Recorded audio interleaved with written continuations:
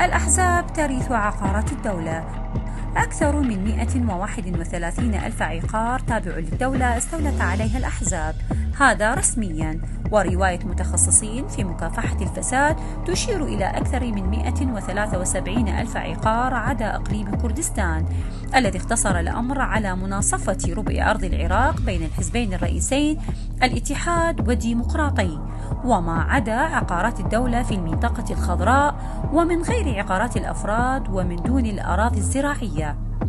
كيف تم الاستيلاء عليها؟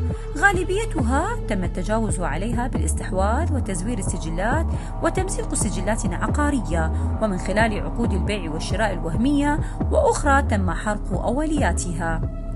ما هي أشكال التجاوز على عقارات الدولة في العراق؟